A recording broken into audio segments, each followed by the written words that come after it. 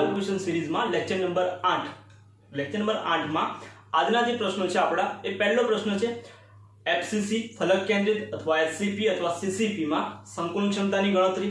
Second નંબરનો પ્રશ્ન છે આપણી જોડે એ છે પ્રથમ ક્રમની પ્રક્રિયા માટે વેગ અચળાંક અને અર્ધાયુષ્ય સમયનું સમીકરણ તારવું। પ્રશ્ન નંબર 3 એ દાખલો લીધો છે આપણે ચેપ્ટર નંબર 2 માંથી સ્વાધ્યાયનો 2.21 પછીનો છે એ પણ દાખલો છે ચેપ્ટર નંબર 4 માંથી સ્વાધ્યાયનો 4.16 અને પાંચમો પ્રશ્ન છે આપણી જોડે એ છે આલ્કોહોલના નિર્જળીકરણ દ્વારા ઈથરની બનાવટ ક્રિયાવિધિ સહિત સમજાવો। તો આટલા આપણે આ પ્રશ્નો છે પ્રશ્ન આપણે આ લેક્ચરમાં જોઈશું। પહેલો પ્રશ્ન 3 માર્ક્સ માટે, બીજો પ્રશ્ન 4 માર્ક્સ માટે ગ્રાફ સાથે, ત્રીજો અને ચોથો એ પણ 4 માર્ક્સ માટે પૂછાઈ શકે એવો અને પાંચમો પ્રશ્ન પણ 4 માર્ક્સ માટે પૂછાઈ શકે। એટલે પહેલો પ્રશ્ન 3 માર્ક્સનો, બાકીના જે 4 પ્રશ્ન છે એ 4 પ્રશ્નો 4 માર્ક્સના છે। તો ચાલુ કરીએ આપણે પહેલો પ્રશ્ન ફલક કેન્દ્રિત અથવા તો એફસીસી અથવા અને એફસીસી કેવા છે એટલે કે પહેલો પ્રશ્ન છે આપણી જોડે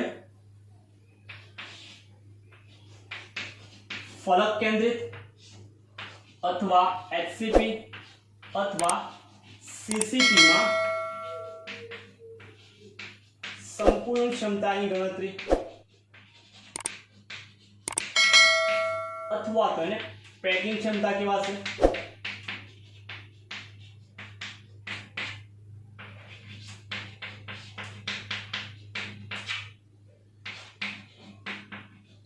ત્રણ માર્ક્સ માટે પૂછાઈ શકે તો એફસીસી પૂછાય, ફલક કેન્દ્રિત પૂછાય, ષટકોણીય પૂછાય અથવા સમગણ્ય પૂછાય। તો ત્રણે ત્રણ એફસીસી એચસીપી સીસીપી તો આ જે છે સંકલન ક્ષમતાનો મતલબ શું થાય એકમ કોષ જે છે એકમ કોષમાં ઘટક કણો દ્વારા જેટલી જગ્યા રોકાયેલી છે એ જગ્યાને આપણે કેટલી જગ્યા રોકાયેલી છે એની ગણતરી આપણે સંકલન ક્ષમતા કહેવાશે। પહેલા દોરવાની આકૃતિ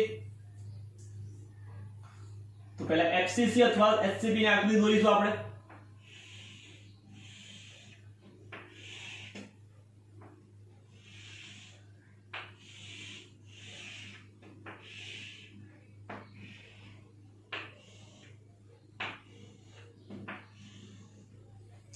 આ થઈ ગયો આપણો એકમ કોષ।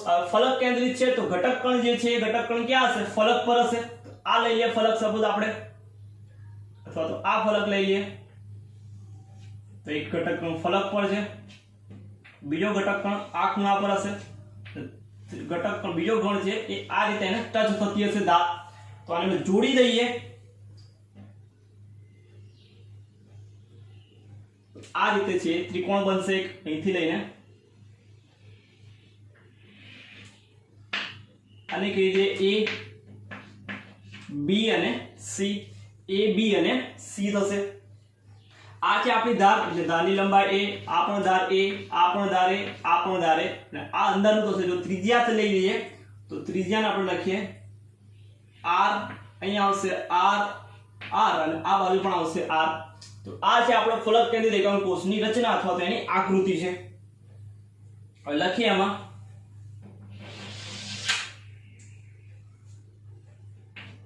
લખીએ કે ધારો કે એફસીસી માં ધારની લંબાઈ A અને પરમાણુય ત્રિજ્યા અથવા પરમાણુની ત્રિજ્યા r છે। ધારો કે ધારની લંબાઈ A અને પરમાણુ ત્રિજ્યા r છે તો ત્રિકોણ ABC માં ત્રિકોણ ABC ત્રિકોણ A B અને C માં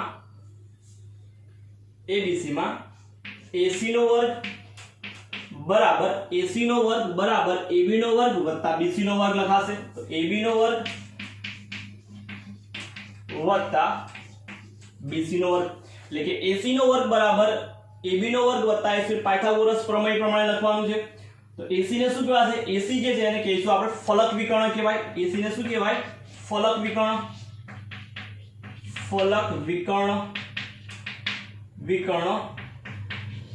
AC થશે।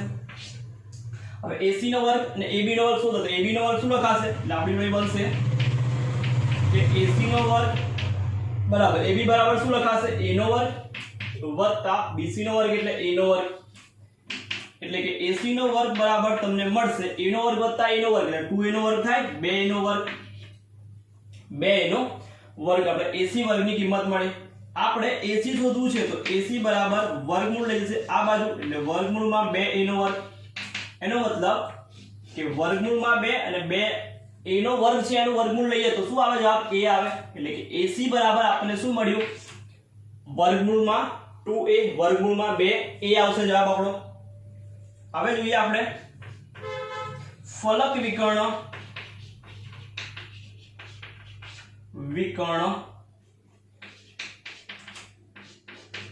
AC અને પરમાણુની ત્રિજ્યા r છે પરમાણુની ત્રિજ્યા આપણી જોડે r છે એટલે કે AC બરાબર શું લખી શકાશે તો AC બરાબર આપણે જોઈએ તો AC બરાબર 1 2 3 4 AC બરાબર 4 લખાય કેમ કે ગોળાની ત્રિજ્યા છે r તો AC બરાબર શું મળે ત્રિજ્યાના સ્વરૂપમાં 1 2 3 ને 4 તો AC બરાબર આપણને જવાબ મળશે 4r AC બરાબર આપણને મળ્યું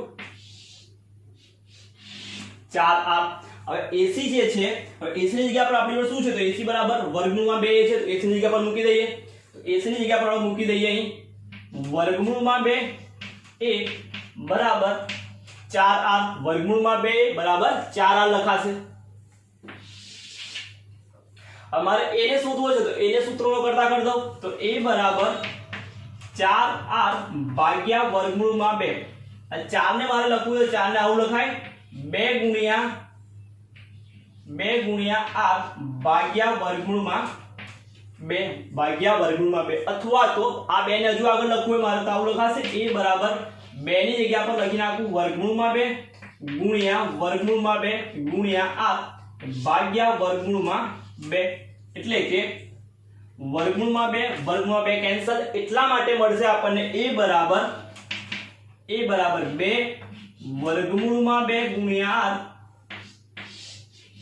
આ મળી આપણે ધારની લંબાઈ a બરાબર વર્ગમૂળમાં 2 ગુણ્યા r જે આપણે દાખલા માટે પણ જરૂરી તો r શોધવું હોય તો r બરાબર શું મળે તો આપણને r બરાબર a ભાગ્યા 2 ગુણ્યા વર્ગમૂળમાં 2 યાદ રાખશું આ મળી ગયું આપણને a ધારની લંબાઈ મળી ગઈ હવે શોધી નાખીએ એકમ કોષનું કદ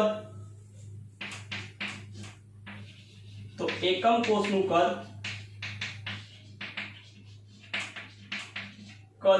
બરાબર શું થાય લંબાઈ ગુણ્યા પહોળાઈ ગુણ્યા ઊંચાઈ બધું એ જ છે આપણી જોડે લંબાઈ ગુણ્યા પહોળાઈ બધું શું એ છે તો a નો ક્યુબ થાય a નો ઘન થાય a ની કિંમત મૂકી દઈએ એટલે કે એકમ કોષનું કદ a ક્યુબ બરાબર a ની કિંમત છે 2 વર્ગમૂળમાં 2 ગુણ્યા r એનો ઘન 2 નો ઘન થાય 8 2 નો ઘન થાય 2 ગુણ્યા 2 ગુણ્યા 2 3 વર્ગ 2 દુ 4 4 દુ 8 વર્ગમૂળમાં 2 છે એનો ઘન કરું વર્ગમૂળમાં 2 ગુણ્યા વર્ગમૂળમાં 2 તો આ 2 થઈ જશે 2 એટલે શું આવશે 2 ગુણ્યા વર્ગમૂળમાં 2 ગુણ્યા r ક્યુબ 8 દુ 16 એટલે કે 16 વર્ગમૂળમાં 2 ગુણ્યા r ક્યુબ એટલે કે a ક્યુબ ની કિંમત મને મળી 16 વર્ગમૂળમાં 2 ગુણ્યા r ક્યુબ મળી આ એકમ કોષનું કદ મળી ગયું આપણે શોધી નાખીએ પરમાણુની સંખ્યા ખબર છે આપણને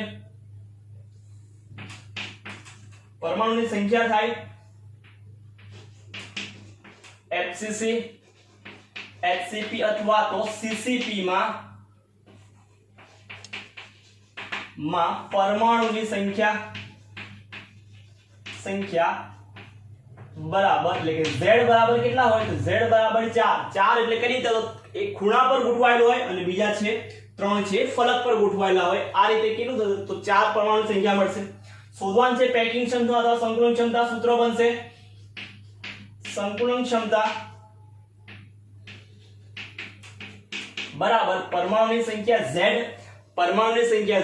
બરાબર પરમાણુની સંખ્યા z ગુણ્યા પરમાણુનું કદ 4/3 પાઈ r ક્યુબ ભાગ્યા એકમ કોષનું કદ a ક્યુબ અને ટકામાં શું તો ગુણ્યા 100 તો આ સૂત્ર યાદ રાખી લેવાનું તમારે પરમાણુની સંખ્યા ગુણ્યા પરમાણુનું કદ 4/3 પાઈ r ક્યુબ ભાગ્યા એકમ કોષનું કદ ટોટલ કદ એકમ કોષનું કદ નીચે એમાંથી રોકાયેલું કદ પરમાણુની સંખ્યા ગુણ્યા પરમાણુનું કદ થશે અને ગુણ્યા 100 કિંમત મૂકી દઈએ બધી તો z ની જવાબ છે આપણો z 4/3 પાઈ r ક્યુબ ભાગ્યા એકમ કોષનું કદ આપણને મળ્યું 16 વર્ગમૂળમાં 2 r ક્યુબ અને ગુણ્યા 100 હવે 4 ચોક 16 થશે આ 4 ચોક 16 એટલે 16 cancel r cube cancel r cube cancel વર્ગ 3 નીચે છે છેદ તો નીચે આવી જશે 3 એટલે આપણો જવાબ હશે ઉપરમાં સંપૂર્ણ ક્ષમતા બરાબર પાઈ વધ્યું ઉપર ગુણ્યા 100 ભાગ્યા 3 ગુણ્યા વર્ગમૂળમાં 2 એટલે તમે આને સિમ્પ્લિફાઈ કરશો એટલે જવાબ તમારો મળશે સંપૂર્ણ ક્ષમતા એ જવાબ આવશે 74%. 74% એટલે એફસીસી માં સંપૂર્ણ ક્ષમતાની ગણતરી કરતા જવાબ 74% આવે. એમસીક્યુ માટે ખાલી રહેતી જગ્યા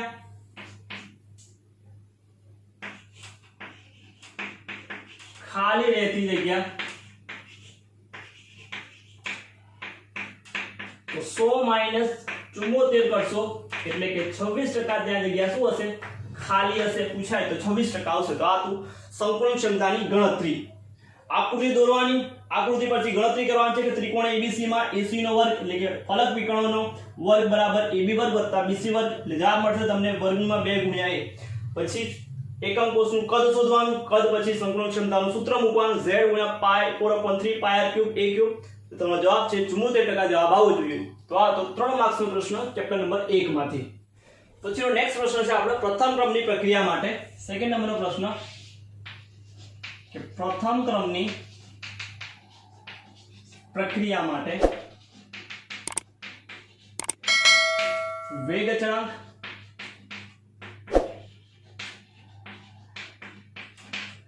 અને અર્ધ આયુષ્ય સમયનું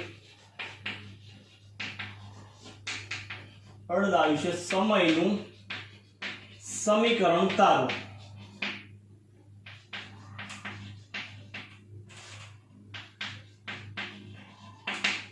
બરાબર 4 માર્ક્સ માટે ગ્રાફ સાથે પૂછાય તો 4 માર્ક્સ માટે આપણે લખવાનું છે.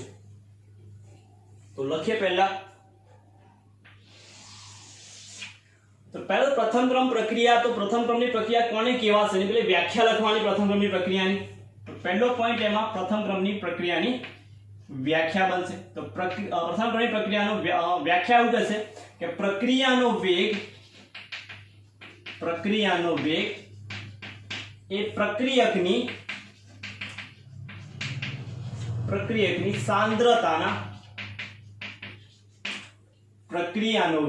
પ્રક્રિયકની સાંદ્રતાના એક ઘાતાંકના સમપ્રમાણમાં હોય. પ્રક્રિયાનો વેગ પ્રક્રિયકની સાંદ્રતાના એક ઘાતાંકના સમપ્રમાણમાં હોય તેવી પ્રક્રિયાને પ્રથમ ક્રમની પ્રક્રિયા કહે છે. પ્રથમ ક્રમની પ્રક્રિયા કહે છે. તો એની વ્યાખ્યા તો પ્રક્રિયામાં પ્રક્રિયકની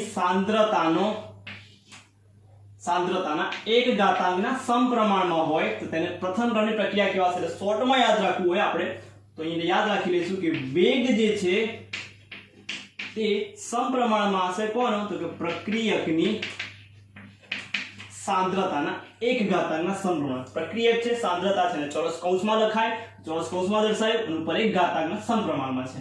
તો આ છે આપણો એની વ્યાખ્યા થઈ. હવે પ્રક્રિયા માટે લખીએ આપણે કોઈ ધારો કે R માંથી આપણને નિપજ P મળે છે. ધારો કે કોઈ પ્રક્રિયક 1 મોલ પ્રક્રિયક R માંથી 1 મોલ નિપજ P મળે છે. આવું આપણું સમીકરણ છે. આના માટે મારે પ્રથમ ક્રમની પ્રક્રિયાનો વેગ લખવો છે. તો શું બનશે વેગ?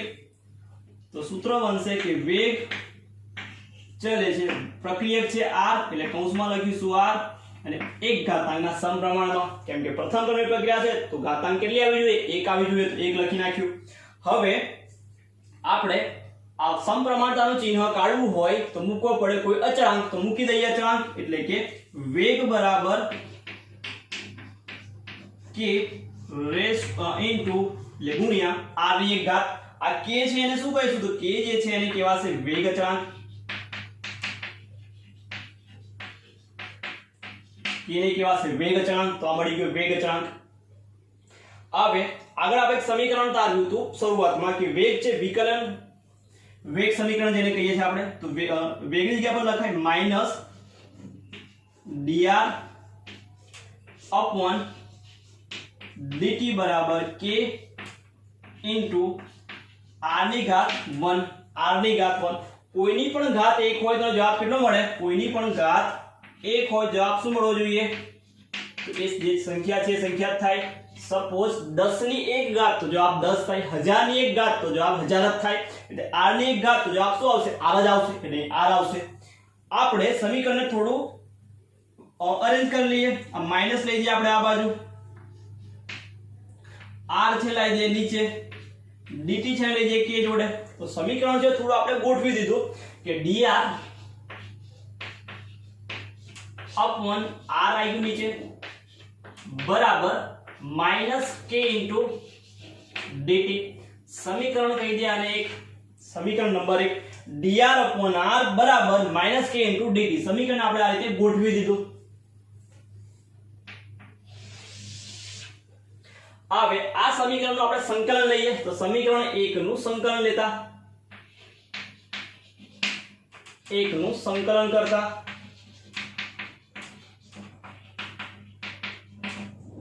સમીકરણ 1 છે એનું આપણે સંકલન કરવું છે. સંકલન કરીએ તો dr upon r નું સંકલન મળશે આપણને ln r. dr upon r નું સંકલન યાદ રાખજો ln r minus k into dt નું સંકલન મળશે. માઈનસ k into dt નું સંકલન મળશે તમને માઈનસ kt પ્લસ કોઈ અચળાંક મળશે i, જેને શું કહીશું આપણે? તો i જે છે એને કહેવાશે સંકલન અચળાંક.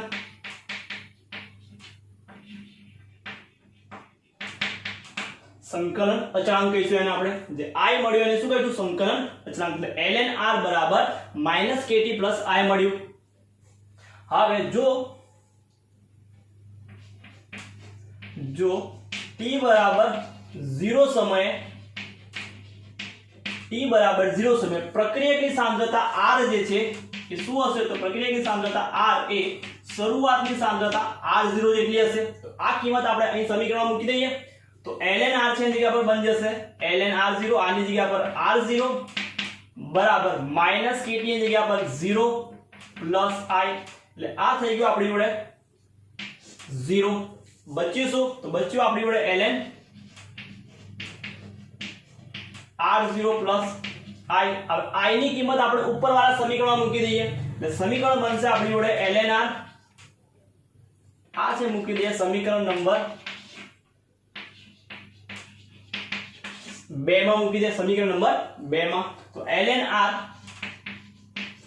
બરાબર માઈનસ kt પ્લસ i ની જગ્યા પર મળી ગયું આપણને ln r 0. ln r 0. હવે સમીકરણ ફરી પાછું આપણે ગોઠવી દઈએ. આ માઈનસ વાળું છે એને લઈ જાઉં છું આ બાજુ, પ્લસ થઈ જશે. આ પ્લસ વાળું લઈ જાઉં છું આ બાજુ, એટલે આપણને સમીકરણ મળશે આવું કંઈક માઈનસ kt આવી ગયું plus kt. ln r0 already આ બાજુ હતું, આ પ્લસ વાળું આ બાજુ આવ્યું એટલે ln r માઈનસ kt હતું આ બાજુ લઈ ગયો, plus kt plus ln r હતું આ બાજુ ગતું રહ્યું માઈનસ ln r. તો kt બરાબર ln r0 minus ln r મળ્યું આપણને. હવે માઈનસ માં ln r હોય તો એને શું લખાશે? ભાગાકાર લખાય. એટલે કે kt બરાબર ln r0 upon r મળશે. ln r0 upon r એટલે સમીકરણ આવું મળશે આપણે. એટલે કે k બરાબર 1 upon t ln r0 upon r મળે. એક સમીકરણ આપણને આવું મળશે. આ સમીકરણ આપણે આ સમીકરણ મળ્યું. બીજું સમીકરણ આપણને મળશે. હવે ln ની જગ્યા પર log માં ફેરવી નાખું. ln ની જગ્યા પર હું log માં ફેરવી નાખું છું. ln નું log માં ફેરવ્યું તો ln નું log માં ફેરવ્યું તો ln ની જગ્યા પર શું લખાય? તો 2.303 log થઈ જાય. ln ની જગ્યા પર 2.303 log થઈ જાય. સમીકરણ બનશે આવું k બરાબર અથવા kt રાખીએ kt બરાબર 2.303 log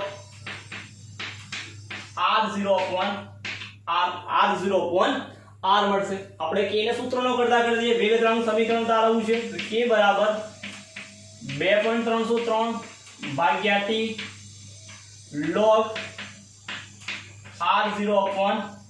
આ આપણું સમીકરણ જેને વેગ અચળાંકનું સમીકરણ કહેવાય। પ્રથમ ક્રમની પ્રક્રિયા માટે વેગ અચળાંકનું સમીકરણ તારવો, આ સમીકરણ આપણે તારવવાનું છે તો k બરાબર 2.303 ભાગ્યા t log r0 upon r મળશે સમીકરણમાં।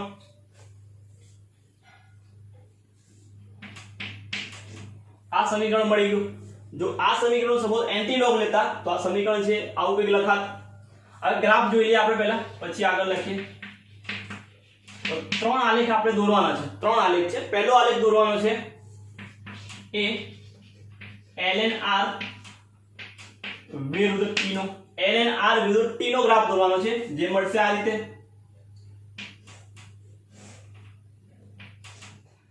y એક્સિસ પર ln r, x એક્સિસ પર t લેવાનું છે। આ જે છે એને કહેવાશે આંતરછેદ, એટલે કે y એક્સિસ પર આંતરછેદ મળશે। આંતરછેદની કિંમત કેટલી મળશે તો કે ln r0 જેટલી યાદ રાખશું। અને જો ઢાળ દોરીએ તો ઢાળની કિંમત -k જેટલી મળશે, ઢાળની કિંમત -k જેટલી મળશે આપણને। તો આ એક ગ્રાફ યાદ રાખશું। બીજો ગ્રાફ જો દોરીએ, બીજો ગ્રાફ દોરવાનો છે આપણે log r વિરુદ્ધ t નો, log r વિરુદ્ધ t નો ગ્રાફ દોરવાનો છે તો એમાં પણ ગ્રાફ છે સેમ જ મળશે, આ રીતે મળશે, જેમાં પણ log જે છે r એ y એક્સિસ પર અને x એક્સિસ પર t। આમાં પણ જો આંતરછેદ લેવામાં આવે, આંતરછેદ તો આંતરછેદ મળશે આમાં log r0 જેટલો મળશે। જો ઢાળ દોરવામાં આવે તો ઢાળની કિંમત મળશે -k/2.303, -k/2.303 જેટલો મળશે। તો આ આપણને ગ્રાફ, ત્રીજો ગ્રાફ દોરવાનો છે આપણે એ log r0 upon r નો વિરુદ્ધ t નો ગ્રાફ દોરવાનો, log r0 upon r વિરુદ્ધ t નો ગ્રાફ દોરવાનો છે। એમાં આપણને ગ્રાફ છે મળશે આવો કંઈક, જે મળશે સીધી રેખા x એક્સિસ y એક્સિસ પર log r0 upon r હશે અને y એક્સિસ પર x એક્સિસ પર t લેવાનું છે। ગ્રાફ જો છે તો આ જે સીધી રેખા મળશે, જેમાં ઢાળ જે છે એ મળશે +k/2.303 અને આંતરછેદની વેલ્યુ યાદ રાખશું તો 0 મળશે। ગુડ સ્ટેટમાં પૂછેલો નીચેનામાંથી કયા ગ્રાફમાં આંતરછેદની વેલ્યુ 0 મળે તો log r0 upon r વિરુદ્ધ t નો ગ્રાફ દોરીએ તો આંતરછેદની વેલ્યુ છે 0 મળશે અને ઢાળની કિંમત પોઝિટિવ મળશે। બાકીના બેમાં ઢાળની કિંમત નેગેટિવ મળશે, સીધી રેખા મળશે ત્રણે ત્રણ ગ્રાફમાં। તો આ તો આપણે ગ્રાફને દોર્યા। પછીનો ટોપિક છે એમાં કે અર્ધ આયુષ્ય સમય આપણે શોધવાનો છે તો અર્ધ આયુષ્ય સમયનું પહેલા શોધી નાખીએ।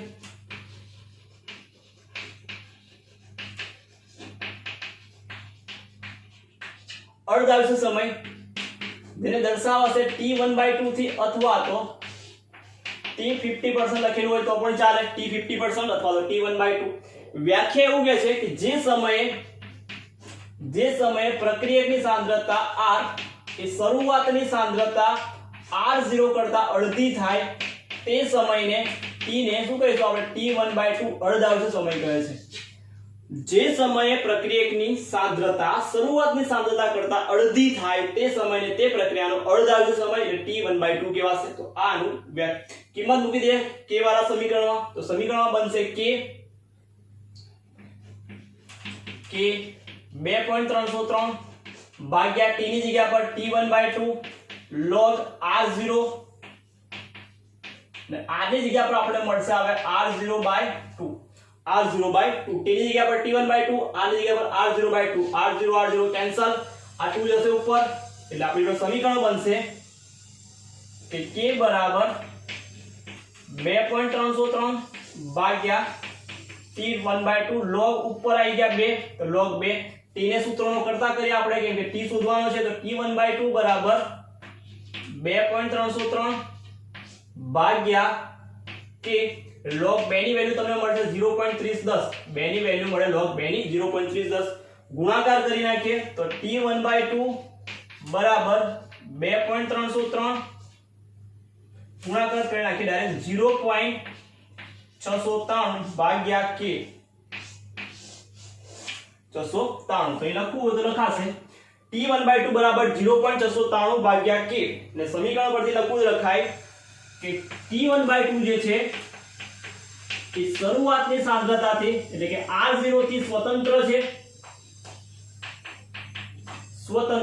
અને t1/2 એ અર્ધાયુષ્ય સમયના સમીકરણથી, અર્ધાયુષ્ય સમય છે એનાથી કેવો હશે, વેગ અચળાંકના વ્યસ્ત પ્રમાણમાં હશે, વેગ અચળાંકના વ્યસ્ત પ્રમાણ. તો MCQ માટે આટલી વસ્તુ તમારે પ્રથમ ક્રમની પ્રક્રિયા માટે લખવાની. તો નેક્સ્ટ છે આપણો દાખલો લીધો છે આપણે સ્વાધ્યાયમાંથી, 3 નંબરનો પ્રશ્ન, સ્વાધ્યાય ચેપ્ટર નંબર 2 માંથી, સ્વાધ્યાયનો 2.21, સ્વાધ્યાયનો 2.21. તમને આપેલું છે એમાં કે બે તત્વો A અને B, બે તત્વો છે A અને B, જેમાંથી બે પ્રકારના સૂત્રો બને છે. એક છે AB2 પ્રકારનું, બીજું સૂત્ર બનાવે છે આપણે ભેગા થઈને AB4 પ્રકારનું. AB4 ધરાવતા સંયોજનો મળે છે. તેમને 20 ગ્રામ બેન્ઝીનમાં, તો બેન્ઝીનનું દળ તમને આપેલું છે, બેન્ઝીનનું દળ 20 ગ્રામ બેન્ઝીનમાં, 20 ગ્રામ બેન્ઝીનમાં ઓગાળવામાં આવે. AB2 નો 1 ગ્રામ, તો આનું દળ તમને આપેલું છે 1 ગ્રામ. તો ઠાર બિંદુમાં થતો ઘટાડો, ઠાર બિંદુ એટલે કે ડેલ્ટા TF માં થતો ઘટાડો તમને આપેલો છે 2.3 કેલ્વિન. પછી બીજું છે જ્યારે AB4 નો 1 ગ્રામ એટલે કે આનું દળ તમને આપેલું છે 1 ગ્રામ, તો ઠાર બિંદુમાં ઘટાડો કરે છે તો ડેલ્ટા TF જે છે એ આપેલું છે અહીં તમને 1.3 કેલ્વિન. તો બેન્ઝીનનો મોલર અવનયન અચળાંક, બેન્ઝીનનો મોલર અવનયન અચળાંક એટલે જેને આપણે KF કહીએ છીએ, KF જે આપેલું છે તમને 5.1 કેલ્વિન kg પર મોલ આપેલો છે. તો A અને B ના પરમાણ્ય દળ ગણો, પરમાણ્ય દળ ગણવાના છે, પરમાણ્ય દળ A, પરમાણ્ય દળ B, બંને આપણે શોધવાના છે. પરમાણ્ય દળ તમને દાખલામાં આટલી વસ્તુ આપેલી છે, રકમમાં તમને આટલી વસ્તુ આપેલી છે. તો પહેલા આપણે જોઈ લઈએ તો કયું સૂત્ર આવશે. પહેલા તો પેલા W જે છે જે વધારે છે ને આપણે દ્રાવક ગણી લઈએ. તો આ W1 કહી દઈએ, તો W1 બરાબર 20 ગ્રામ, આને W2 કહી દઈએ, આને પણ W2. તો પહેલા આપણે AB4 માટે લખી નાખીએ, AB2 લઈ લઈએ. પહેલા તો AB2 માટે આપણે ગણતરી કરીએ. પહેલા તો AB2 માટે ડેલ્ટા TF નું સૂત્ર આપેલું છે, તો આપણે ડેલ્ટા TF નું સૂત્ર મૂકી દઈએ. પહેલા તો ડેલ્ટા TF બરાબર KF into W2 into KF into W2 into 1000. મોલાલિટીનું સૂત્ર આવશે નીચે W2 ની નીચે M2 into W1. આ આપણું સૂત્ર થશે. આમાં આપણને કઈ કઈ કિંમત આપેલી છે તો તમને TF ની કિંમત છે, KF ની કિંમત છે, W2 W1 છે, M2 આપણે શોધવાનું. તો M2 એટલે શું થશે? તો M2 એટલે આપણે WA2 માટે શોધીએ છીએ એટલે M2 લખી નાખીએ M AB2 કહી નાખીએ ને AB2 બરાબર KF into W2 into 1000 divided by delta TF નીચે આવી જશે into W1. આ તમારું સૂત્ર થયું. કિંમત મૂકી દઈએ આવે એટલે 5.1 ગુણ્યા W2 ની કિંમત 1 ગ્રામ ગુણ્યા 1000, ડેલ્ટા TF ની કિંમત છે તમારી જોડે 2.3 અને W2 ની કિંમત છે 20 ગ્રામ. તો 0 0 કટ, આને કટ કરો 50, ગુણાકાર કરશો તમે MAB2 એટલે કે 5.1 ગુણ્યા 5.1 ગુણ્યા 1 ગુણ્યા 50 ભાગ્યા 2.3 કરશો એટલે 110.86 મળશે તમને જવાબ. 110.86 ગ્રામ પર મોલ એટલે તમને AB2 ની કિંમત AB2 નું પરમાણ્વીય દળ એટલે કે AB2 છે આખાનું તમને આણ્વીય દળ મળી ગયું AB2 માટે. હવે AB4 માટે સેમ ટુ સેમ આ સૂત્ર વાપરી લઈએ. સેમ ટુ સેમ AB4 માટે લખવું છે આપણે.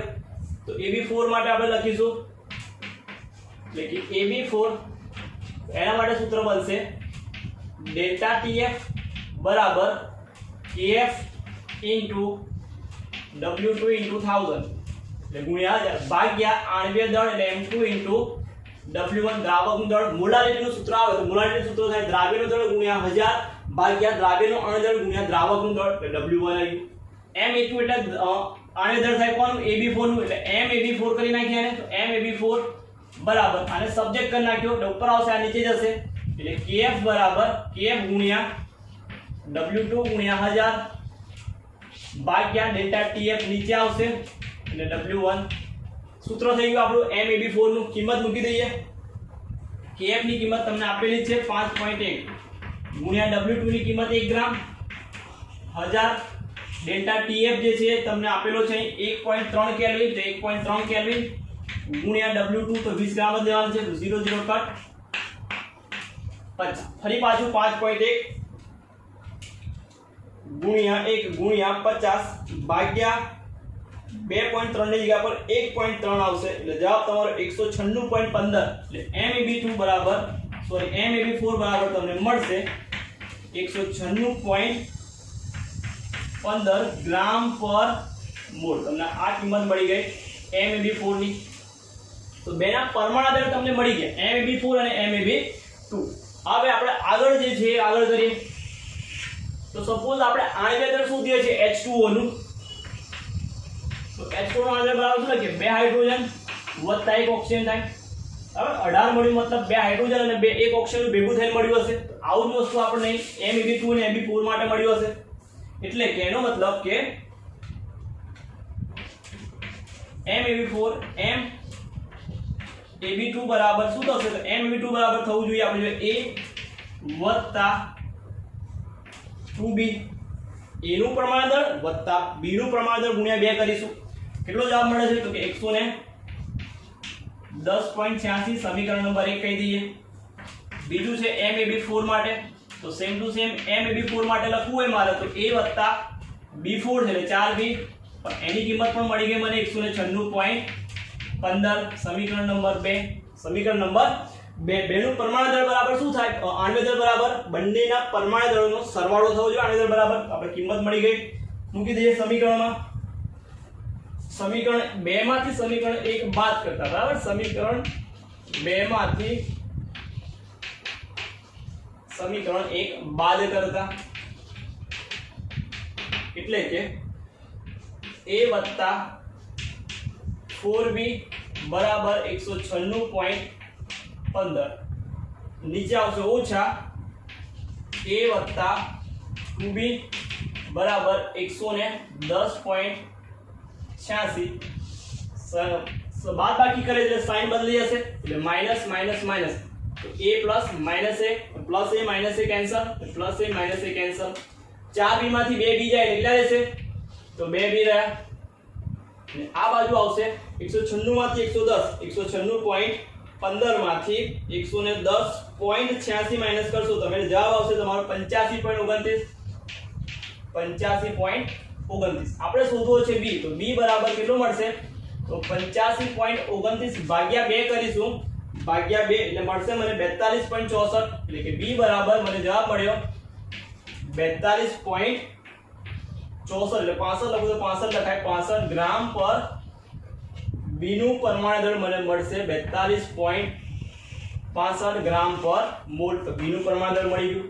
આપણે શોધવાનું છે હજુ A નું તો A નું પરમાણુ દળ શોધવું છે તો B ની કિંમત કોઈ પણ એક સમીકરણમાં મૂકી દઈએ.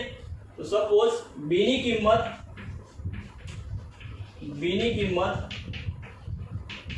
સમીકરણ આપણે લઈ લઈએ સમીકરણ 1 માં મૂકી દઈએ.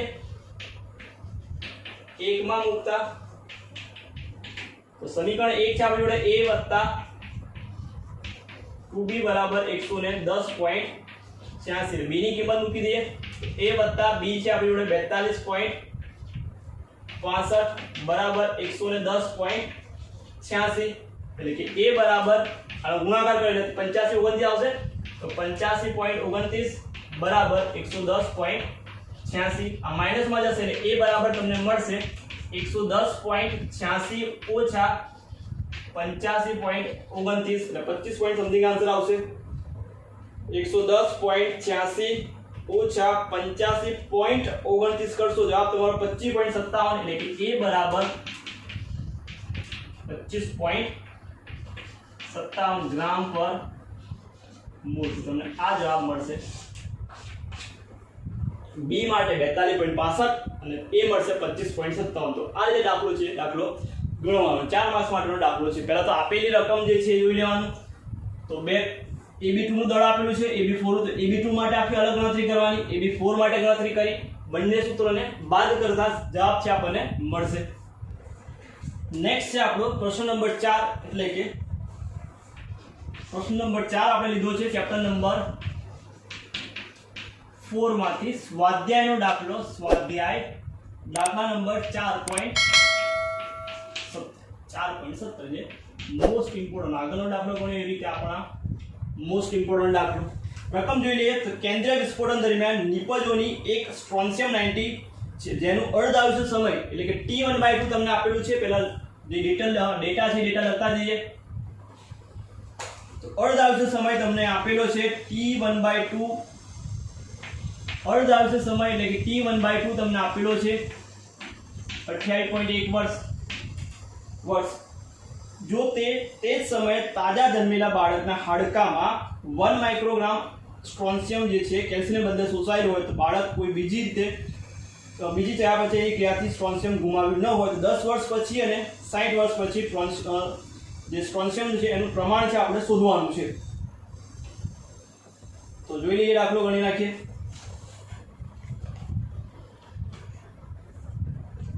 તો શરૂઆતમાં તમને આપેલું છે કે શરૂઆતમાં બાળકમાં જે છે R0 બરાબર કેટલું શરૂઆતમાં છે 1 માઇક્રોગ્રામ જેટલું શોધવાનું છે આપણે R કેટલા માટે તો T બરાબર 10 વર્ષ માટે R કેટલું મળશે એ શોધવાનું છે અને T બરાબર 60 વર્ષ માટે R કેટલું થશે આટલી વસ્તુ આપણે શોધવાની છે તો પહેલા તો અર્ધ આયુષ્ય સમય આપેલો હોય એટલે પહેલા વેગ અચળાંક છે વેગ અચળાંક શોધી નાખવાનો પહેલું તો વેગ અચળાંક શોધી નાખવાનો અર્ધ આયુષ્ય સમય પરથી એટલે કે T1/2 બરાબર સૂત્ર થાય 0.693 ભાગ્યા k ને સબ્જેક્ટ કરી નાખીએ તો k બરાબર 0.693 ભાગ્યા T1/2 ની કિંમત 28.1 વર્ષ એટલે કે k ની કિંમત તમને મળશે 0.693 ભાગ્યા 28.1 વર્ષ કરશો એટલે જવાબ મળશે તમને 0.02466 લઈ લે 2466 એકમ બનશે વર્ષ ઇનવર્સ k ની કિંમત મળી ગઈ આપણને તો k મળી ગયો આપણને હવે 10 વર્ષ માટે આપણે r છે શોધવો છે તો પહેલા લઈ લઈએ 10 વર્ષ માટે એટલે લખીએ t બરાબર 10 વર્ષ માટે r ની ગણતરી અથવા તો r પ્રક્રિયા કેન્દ્રીય વિસ્ફોટન છે કેન્દ્રીય વિસ્ફોટન એટલે પ્રથમ ક્રમની પ્રક્રિયા થાય આગળ આપણે 10 સમય લખ્યું છે સૂત્ર શું બનશે પ્રથમ ક્રમની પ્રક્રિયા માટે k બરાબર 2.303 ભાગ્યા t log શરૂઆતની સાંદ્રતા r ભાગ્યા r0 t સમયની સાંદ્રતા r તો આ થઈ ગયું આપણે કિંમત મૂકી દે સમીકરણમાં r0 છે r શોધવાનો છે કિંમત મૂકીએ k ની કિંમત આપણને મળી 0.02466 બરાબર 2.303 ભાગ્યા t 10 log r0 ની કિંમત 1 એટલે r આપણે શોધવાનું બરાબર આને ગુણાકાર ભાગાકારમાંથી ગુણાકારમાં લઈ જઈએ અને ગુણાકારમાંથી ભાગાકારમાં એટલે આપણને આવું એક મળશે 0.02466 ગુણ્યા 10 ભાગ્યા 2.303 કરી નાખ્યું 2.303 log બરાબર log 1/r રહેશે બરાબર આ બાજુ log r હવે આને સિમ્પ્લિફાઈ કરી નાખીએ આપણે કે 0.2466 ગુણ્યા 10 ભાગ્યા 2.303 3 કરશો તમે જવાબ મળશે તમને 0.1078 1070 આટલું રાખ્યા આપણે બરાબર log 1/r મળ્યું આપણને 1/r આપણે શોધવાનું છે r તો log છે આ બાજુ લઈ જાય એન્ટી log થઈ જશે એટલે આ બાજુ હશે એન્ટી log એટલે કે 1/r બરાબર એન્ટી log ઓફ કોણ તો 0.10708 નો એન્ટી log શોધવાનો છે એટલે આપણે એન્ટી log શોધવા માટે શું કરશું તો પહેલા ભાગ્યા 3558 જે જવાબ આવે એમાં +1 કરીશું +1 કર્યા પછી ગુણાકાર અને બરાબર 13 વાર દબાવશું તો 1 2 3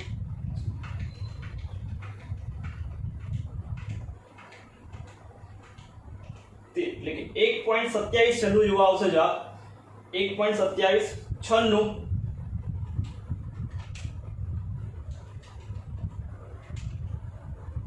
તમારો જવાબ જે છે આવશે 1/r એન્ટી log મળશે 1.27 છેલ્લું પણ આપણે શોધવાનો છે r તો r ને સબ્જેક્ટ કરી લઈએ એટલે r ઉપર આવશે એટલું ભાગાકારમાં જશે એટલે r બરાબર 1/1.27 છેલ્લું એટલે તમને r બરાબર મળશે 0.7814 માઇક્રોગ્રામ કેમ કે માઇક્રોગ્રામમાં આપ્યું હતું r0 એટલે માઇક્રોગ્રામ તો આ મળી ગયા આપણને r ની કિંમત કયા માટે 10 વર્ષ માટે તો પહેલી કિંમત મળી ગઈ 10 વર્ષ માટે બોલો ઇઝ ડુ ડાઉટ તો r મળી ગયો 10 વર્ષ માટે આવું ના સેમ ટુ સેમ 60 વર્ષ માટે શોધવાનું છે તો શોધી નાખીએ પહેલા t બરાબર કેટલા લેવાના છે 60 લેવાના તો નીચે લખી નાખીએ ફરી ગણતરી કે t બરાબર 60 વર્ષ માટે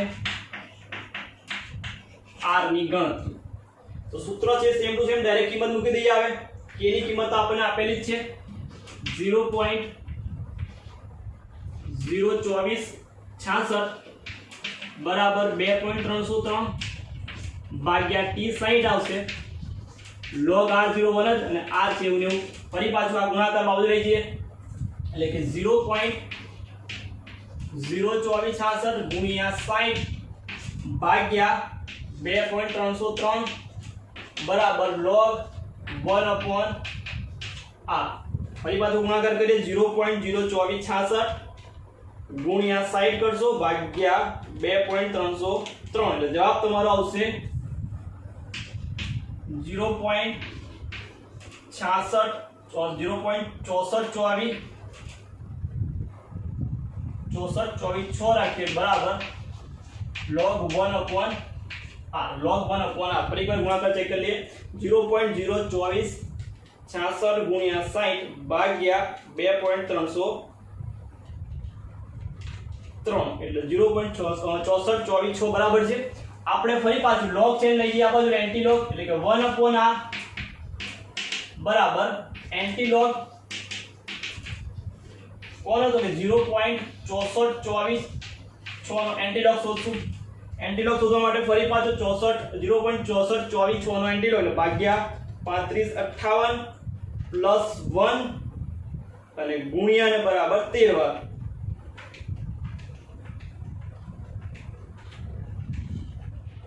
3888 આવશે અને r શોધવો છે એટલે r ને સબ્જેક્ટ કરીએ તો 1/4.3888 એટલે કે r બરાબર તમને કિંમત મળશે ભાગાકાર કરશો એટલે તમારો જવાબ જે છે એ થશે 4.3888 એટલે 22 છે 0.22 જવાબ આવશે 0.2278 માઇક્રોગ્રામ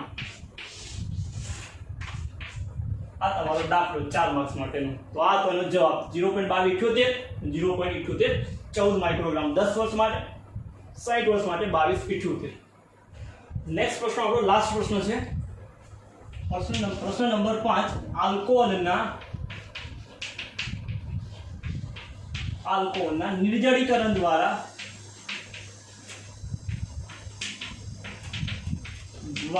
ઈથરની બનાવટ ક્રિયાવિધિ સહિત સમજાવો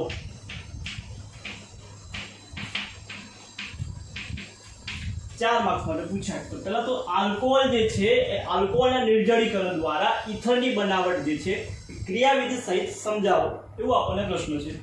તો આલ્કોહોલનું નિર્જળીકરણ કરીએ તો પહેલા તો લખીશું આલ્કોહોલ જે છે તો કે આલ્કોહોલના નિર્જળીકરણ દ્વારા તો કે આલ્કોહોલનું નિર્જળીકરણ કરીએ નિર્જળીકરણ કોની હાજરીમાં તો કે પ્રોટિક એસિડની હાજરીમાં। પ્રોટિક એસિડ એટલે કયા તો કે H2SO4 અથવા તો H3PO4 ની હાજરીમાં નિર્જળીકરણ કરવામાં આવે। આલ્કોહોલનું નિર્જળીકરણ પ્રોટિક એસિડ H3PO4 અથવા H2SO4 ની હાજરીમાં કરવામાં આવે તો નિપજ જે છે નિપજ બે પ્રકારની મળી શકે આપણને। નિપજ જે છે નિપજ એક તો આલ્કીન હોઈ શકે અથવા તો ઈથર મળશે। આલ્કીન અથવા ઈથર, આલ્કીન મળશે કે ઈથર મળશે કોના પર આધાર રાખશે તો આલ્કીન અથવા ઈથર જે છે એ પ્રયોગની પરિસ્થિતિ પર એટલે કે તાપમાન પર અને જે પ્રક્રિયક છે પ્રક્રિયાના પ્રમાણ પર આધાર રાખે છે। પ્રમાણના આધારે નક્કી થશે। તાપમાન જો નીચું હશે તો આલ્કીન, તાપમાન ઊંચું હશે તો ઈથર મળશે। એનો મતલબ કે જો નિર્જળીકરણ કરે આલ્કોહોલનું એટલે તાપમાન જો 443 કેલ્વિન હોય તો નિપજમાં મળશે ઈથર ઇથિન મળશે, આલ્કીન મળશે એટલે કે આલ્કીન। અને જો તાપમાન 413 કેલ્વિન એટલે કે નીચું તાપમાન હશે તો નિપજમાં મળશે ઈથર। તો આ વસ્તુ આપણે યાદ રાખશું તો કે આલ્કોહોલનું નિર્જળીકરણ પ્રોટિક એસિડની હાજરીમાં એટલે કે H2SO4 અથવા H3PO4 ની હાજરીમાં કરતા નિપજ આલ્કીન અથવા આલ્કીન મળે જે પ્રયોગની પરિસ્થિતિ અને પ્રમાણ પર આધાર રાખે છે। તો આ જો ઉદાહરણ લઈએ આપણે, ઉદાહરણ લઈએ ઇથેનોલનું। હવે ઇથેનોલનું નિર્જળીકરણ કરીએ છીએ આપણે H2SO4 ની હાજરીમાં। તો બે તાપમાન છે આપણી જોડે। જો તાપમાન હું 443 કેલ્વિન રાખીશ, જો તાપમાન 443 કેલ્વિન રાખીશ તો ઇથેનોલ એટલે સૂત્ર શું થાય તો CH3CH2OH આ ઇથેનોલ છે। તો ઇથેનોલનું 443 કેલ્વિન તાપમાને જો H2SO4 ની હાજરીમાં નિર્જળીકરણ થશે તો નિપજમાં મળશે ઇથિન એટલે કે CH2 ડબલ બોન્ડ CH2 જેને આપણે ઇથિન કહીશું તો ઇથિન મળશે। આ જ પ્રક્રિયામાં જો તાપમાન 443 ની જગ્યા પર 413 કેલ્વિન હશે તો નિપજમાં મળશે ડાઇથાઇલ ઈથર એટલે CH3 CH2O CH2 CH3 જેને ઇથોક્સી ઇથેન અથવા તો ડાઇથાઇલ ઈથર કહીશું આપણે ડાઇથાઇલ ઈથર અથવા ઇથોક્સી ઇથેન કહેવાશે। તો ઇથેનોલનું H2SO4 અથવા H3PO4 ની હાજરીમાં 443 કેલ્વિન તાપમાને ઇથિન 413 કેલ્વિન તાપમાને આપણને ઇથોક્સી ઇથન છે મળે છે। આપણે ઇથરની બનાવટ કરવી છે, બનાવટ જોઈએ છે તો આપણે ઇથર વાળું સમીકરણ છે એ સમીકરણ લખીએ અને એની ક્રિયાવિધિ જોઈએ। પ્રક્રિયા બનશે CH3 CH2OH નિર્જળીકરણ કરીએ છીએ આપણે H2SO4 ની હાજરીમાં તો સાંદ્ર H2SO4 તાપમાન યાદ રાખશું 413 કેલ્વિન એટલે ઈથર બનાવવાનો છે આપણે।